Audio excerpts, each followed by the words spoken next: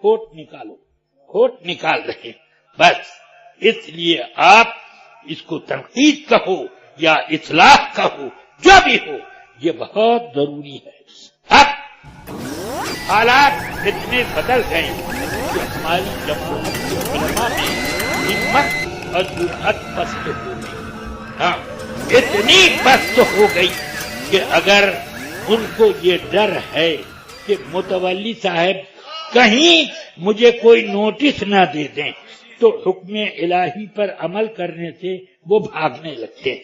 ہاں، اور یہ سوچتے ہیں مدرسے میں کیا ہو جائے کیا نہ ہو.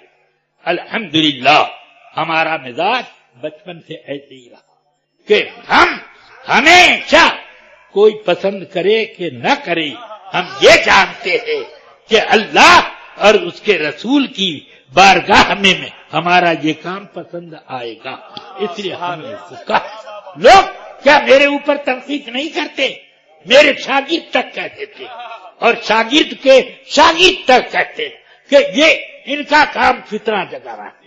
معاذ اللہ، اتنی بات کہہ دیتے.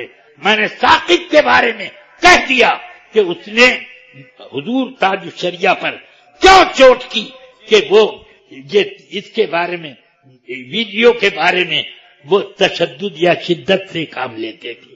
یہ کیوں کہا؟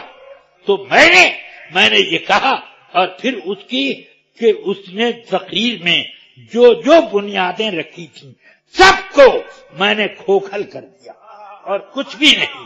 تو اس کا ایک جواب نہیں. اب اس کی تقریر سنی تھی میں نے. تقریر ایک صاحب نے مجھے اپنے موبائل کے ذریعے سے سن لی میں نے. اچھا سن لی. میں نے اس کا جواب دے دیا اور تو میں نے کچھ نہیں کہا. میں نے ایک بات ضرور کہی کہ یہ غیر مقلدیت کی تبلیغ ہے. جب اس نے کہا کہ جب ائمہ میں اختلاف پڑ جائے تو جس قول پر چاہو عمل کر لو، تو اس پر میں نے کہا یہ غیر مقلدیت کی تبلیغ ہے. تو وہ چیخ رہا ہے ادھر ادھر پورے ہندوستان میں کہ مجھے غیر مقلد کہہ دیا. اگر تم نے غیر مقلدیت کی تبلیغ نہ کی ہوتی تو چوٹ کیوں لے گی تم کو؟ کیوں تم کو یہ تکلیف ہو رہی ہے؟ پھر میں نے ایک جگہ یہ کہا کہ میں نے سنا ہے کہ اعلامیہ عمان پر تم نے دستخط کیا تو کیا اور نہ کیا تو کیا؟ مجھے بتاؤ کہ تمہارا کیا حکم ہوگا. اگر تم نے دستخط کیا تو تم کس خانے میں؟ نہیں دستخط کیا تو کیوں نہیں کیا یہ بتاؤ. تو اب میری ان باتوں کا تو کوئی جواب نہیں. جب وہ دلی میں تقریر کر رہا تھا اور اس میں شیخ الاسلام کر کے کہہ رہا تھا اس کو، کس کو؟ طاہر الپادری کو شیخ الاسلام کہہ رہا تھا اور ادھر مسلک اعلی حضرت کے لیے بھی جھما رہا تھا. اسی وقت میں نے کہا لوگوں سے کہ یہ بہروپیہ ہے، اس سے بچ کر رکھنا چاہیے. مگر کچھ لوگ ہم جیسے علماء سے بے نیاز ہو گئے اور اپنے آپ کو امام اعظم سمجھنے لگے. ہاں، اور وہ اس کو لے کر اس کا تعزیہ ادھر سے ادھر گھما رہے ہیں اور وہ تعزیہ دفن بھی ہو گیا مگر کیا ہے وہ گھومتے ہی رہا ہو گیا. یہ کرتے رہے.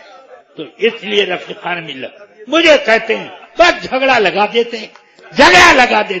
ارے بے وقوفو، تم نے کیوں نہیں کہا؟ اس بوڑھے کو کیوں ضرورت پڑی کہنے کی؟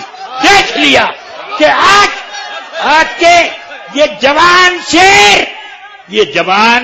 بزدل ہو گئے تو بوڑھا شیر اپنی شیری دکھانے آیا. حضور محدث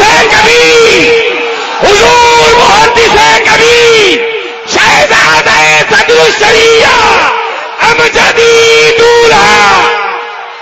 رفیقان ملت عزیزان گرامی، ارے رفیقان گرامی عزیزان ملت، دودھ کا دودھ اور موت کا موت الگ ہو کے رہے.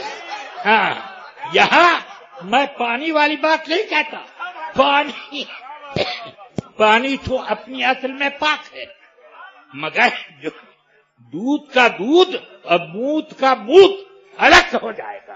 ہاں، اعلیٰ حضرت کا دامن پکڑو، اعلیٰ حضرت سے اپنی نازک حالات میں تم مدد مانگو، مستغنی رہو گے. اللہ کا شکر ہے 55 سے آج 86 سال کی عمر کا ہو گیا. ہاں، قریب 86 سال کی عمر کا ہو گیا، مگر اعلیٰ حضرت کا دامن ویسے ہی مضبوط. کبھی وہ دامن مفتی اعظم کا دامن اعلیٰ حضرت کا تھا، کبھی وہ دامن تاج الشریعہ کا تھا، اور وہی اعلیٰ حضرت کا تھا. اس طرح سے اب ہم اس کام کو مضبوطی سے رکھیں.